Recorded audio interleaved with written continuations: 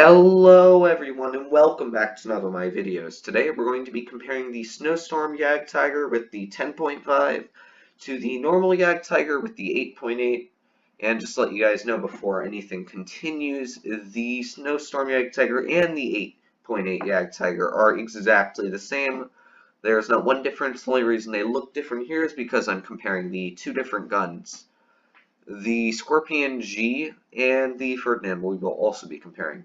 Now, just a heads up, I received an offer about 3 days ago for the Snowstorm JgTig for only $12.99, and I purchased it immediately.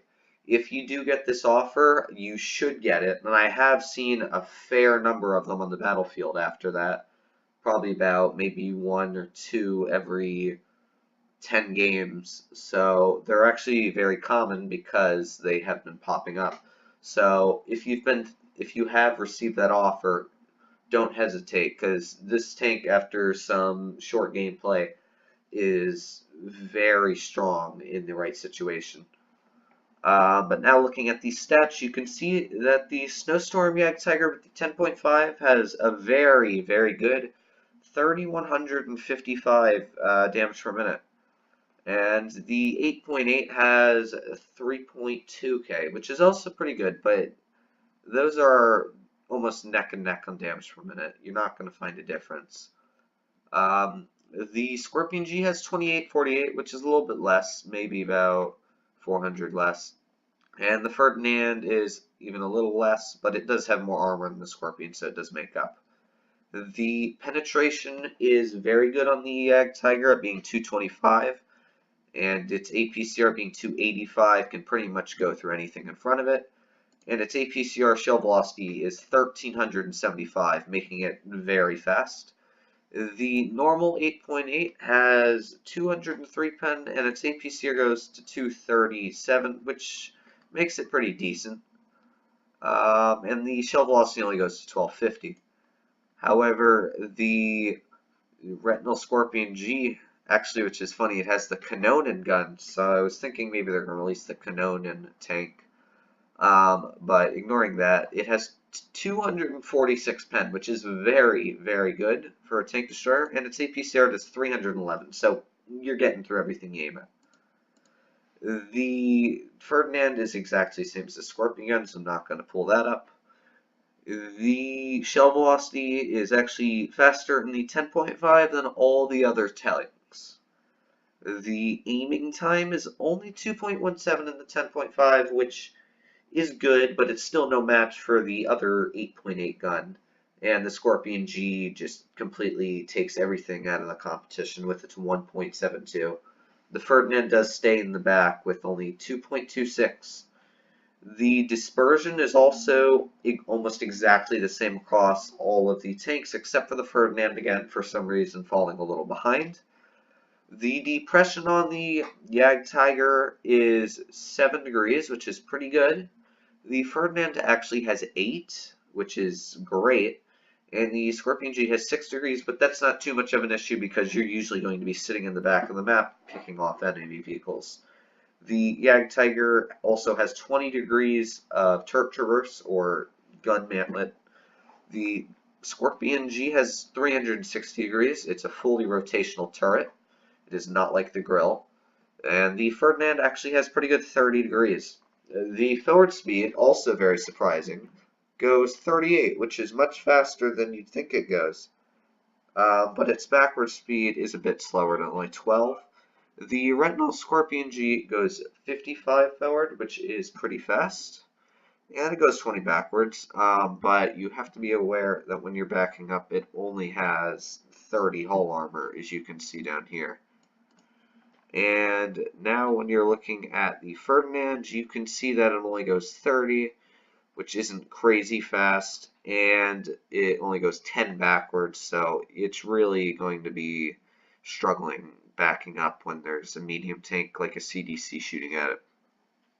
Power to weight ratio is decent. It's going to speed up to its top speed maybe about 10.5 seconds. The 8.8, which is pretty surprising, actually has a bit faster because the gun's lighter. Scorpion G will reach its top speed almost within 5 seconds. It's extremely fast. And the Ferdinand will also actually has a better power to weight ratio, as you can see with its 924 horsepower engine. The terrain resistance is pretty much identical except for the Ferdinand, so it's going to be a little bit slower over tough terrain. And tank traverse speed, the JgTig is 29, which is pretty good. So in 3 seconds you can make a full 90-degree turn. Scorpion G is about the same, and the Ferdinand is a bit slower, which is kind of disappointing. The credit coefficient is very high at 171%. The Retinal Scorpion G has not been posted yet, which is a bit annoying, but it's fine. And the Ferdinand has 93%, which is pretty high, but if you were to enrich it permanently, it would still only have about 155%, which is no match for the JgTig. The hit points is 1400, which is very good compared to the Scorpion G's poor 1150 and the Ferdinand's 1200. The tank also weighs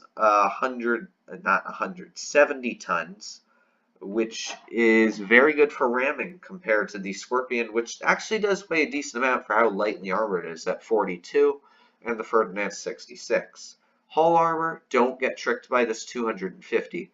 It looks like it's much more, but it's actually much less, as I'll show you in the armor profile to help you guys figure this out when you just buy the tank. The win rate in the tank is about par with all the others, except for the Ferdinand actually being a bit worse. I do think that World Tank should buff the Ferdinand a little, seeing that its average win rate and everything else is a little bit lower than others. Now, looking at the JgTig, this is an IS-6 looking at it, because that's a tank you encounter usually, or like an IS-5. So you can see the armor is 250, but that's only the upper mantlet, where the middle plate is only about 220, as you can see. And that's directly angled. It's only about 160 plate. So it's not really going to bounce many shells, not to mention that's the IS-6's main rounds. Heat will pretty much just pen everywhere on your tank, so you really want to use your gun depression. When using your gun depression, though, the lower plate is still only about 150, which is weak, but the upper plate's about 270, and the upper mantlet's about 260. But remember, heat will still find a way to get through if they can peek their shots off, so try to wiggle your tank back and forth, and when you back it up from a bit of an angle, so it makes the upper armor very strong, and try to hide that lower plate. And now let's go get stuck into some Ace Tinker gameplay and compare the guns. The first replay we have is on Rockville, as you can see, and we are against some pretty good tanks, one of them being an IS-3 Defender. You do not really want to mess with those tanks because they can clip out the JgTig 88 very easily in the lower plate, and heat can go through the upper, making this tank really easy to clip out. And because it's such a big target, the accuracy on the IS-3 Defender doesn't even matter that much. But I'd like to say that I am going to be comparing the 10.5 and the 8.8 in two different replays. So this first replay is on the 8.8, as you can see the 4.4 second reload.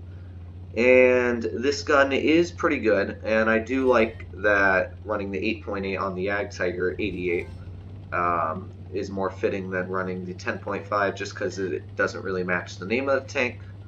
But ignoring that, I'm pretty sure most of you guys would rather have a good game than care about the name of the tank. So you can see the speed of this tank isn't actually that bad as I'm rushing through. And the reason I turned down there is because I noticed, first of all, because my team went down, which I didn't really like, but I had to deal with it, and that the bases at D and C were being captured, and that's not good news if I'm a slow-moving tank destroyer in the middle of that. T-49 misses. He's not even a threat. He has no chance of penning me in the front unless he shoots AG. So I'm just going to shoot him 3 times, already at 700 damage. Now we've got a T-69, and you can see that I am just pounding shell after shell. With fast reloader on, it makes the reload about 3 seconds, so you're doing damage per minute of an E25 with 220 more damage when you put on fast reloader, which is just insane. And you can see I tried to snap the chugging corn, but just missed. You can see this gun is very accurate, which is good for a German 8.8, as it should be. And that this tank, it has super quick aiming time. It's only about, I think it's about 2 seconds we read. So it can aim in on whatever you're trying to shoot fairly quickly. As you can see, I turn this tank immediately and snap a shell. And you can see that this tank is fairly mobile on turning speed. I've only been penned once. I haven't blocked any damage though. But you can see I'm already at 2,700 damage within 2 minutes. Just tapping shell after shell. And you can be aggressive in this tank with such high hit points. I almost have as many hit points. I only have 15 less hit points than an IS-3. And that's a heavy. And this thing has way more damage from an accuracy. And to be honest, it does have some better armor in standpoints. It also has better gun depression. It's almost as if this tank is too good for me. But the ending of this game, I do not get to kill the IS-3 Defender, unfortunately. But you can see this gun is just very good at taking out medium tanks where you can snap 2 to 3 shells in them before they can back up when they decide to push on you. As you can see, I did do 3,200 damage. 88,000 credits, which I thought is funny since I'm running the 8.8. Did get the mastery. Didn't bounce any shells. You can see I did best on the team. That was 17 shots fired, and only one of them missed, and all 16 of them penned, which is crazy. The penetration on this gun is pretty good. It's not great. It's 203, but it is pretty good. You can see it earned 114,000 credits. This tank's not very expensive to repair. So overall, it was a pretty good game. Now let's head into the second replay. Now, the second replay you are going to see is actually on Rockville, which is a rarer map to do great damage in this tank. And starting off, I didn't think I was going to do amazing, judging that, as you can see, they do have some very heavy hitters. T-34-2 can get behind me and just slam 400. VK is pretty much just a strong, it's like you get the sides of my tank and then double them, and that's a VK. The KV-4, all of these tanks I'm against are very strong or can outflank me. The only tank that I'm not really scared of is that AMX. But as we know, most French tanks aren't the best at their low tiers, and they start to get better at the tier 9 to 10-ish. But you can see immediately I noticed that the one heavy, I was very confused, but some of our tanks are all scattered around the map, and I decide that since they've already been spotted on the A side push, I'm not going to even cap the base. I just want to do as much damage as I can because I'm greedy and don't want to help the team at all. I'd rather do more damage. So, pull up when I see the perfect tank to shoot at, VK already. Get a nice high roll into him. And you can see this reload is just insane. And the camouflage rating isn't that bad in this tank, as you can see too. As I'm just sitting here taking shot after shot, that tank's like 255 meters away. 260. Like, this tank actually has a fairly good camo rating. That one shell does dip a bit low though, as you saw. And the accuracy train ends a little bit sooner now than I'd like. But I'm already up to 1,000 damage within 30 seconds of shooting. You can see, just you keep pounding. This is the same gun as a low. So it's pretty much a low without a turret that has 50% more damage per minute, which is just insane. You can see it bounce the KV-4. I'm not really scared of him since his accuracy isn't the best. Repaired my engine. One thing I have noticed with a couple games in this tank is the engine does get damaged pretty easily. There was another shot that went a little low. In the 8.8, I do think that the shells are a little more accurate, so you wouldn't have this problem as much. But you can see that about 80–90% of my shells are going through. There is a French tank, and as we know, when you see a French, you load HE. Hit him for a crazy 495, and now I'm up to 3,000 damage. And they still got some big hit point tanks left. As you can see now, I'm shooting at the VK. And he's just sitting there, even though he knows I'm probably shooting at him. He's still letting me pound shell after shell. Went into his lower plate. Unfortunately, we low roll him. But you can see, now I've broken 4,000 damage within a minute. And this tank, I got my engine damaged, but I didn't even need to fix it. But you can see its engine does get damaged, so make sure you keep probably around 2 repair kits so you can always fix it. I got 83,000 credits, which wasn't as much as the last one. I don't know why, just must have been a little more expensive, probably because I used more provisions and consumables. But you can see we got the mastery, 4.372 damage.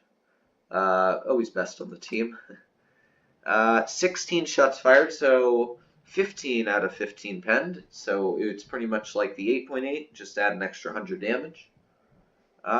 Didn't spot anyone. I pretty much just damage farmed, but it worked great. As you can see, this tank is actually very good for camping.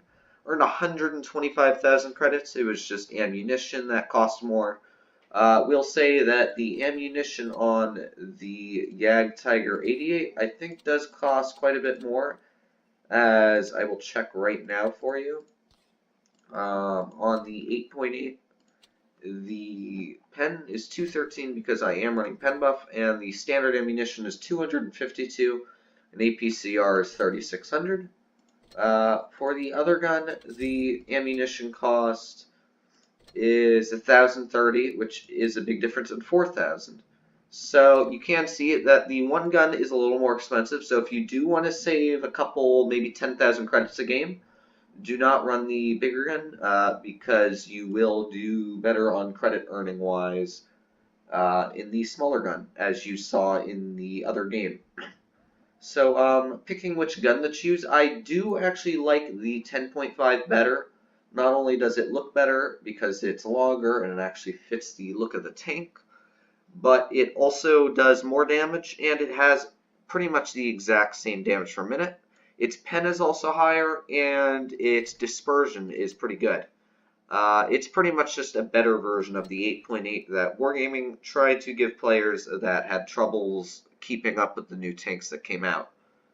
I do love the camo of this tank. So I do know that people have been getting offers for about $12, 12 US dollars on this tank. If you do that offer, I would say buy it. Buy it as soon as you can. This thing is completely overpowered in a good position where you can hide the lower plate. It earned great credits, probably one of the highest credit earning premiums you can have right now at Tier 8. And you're getting a bargain. Too bad they didn't put this on Black Friday though, right? Other than that, guys, though, I'll see you guys in the next video. Don't forget to like, comment, and subscribe. Bye!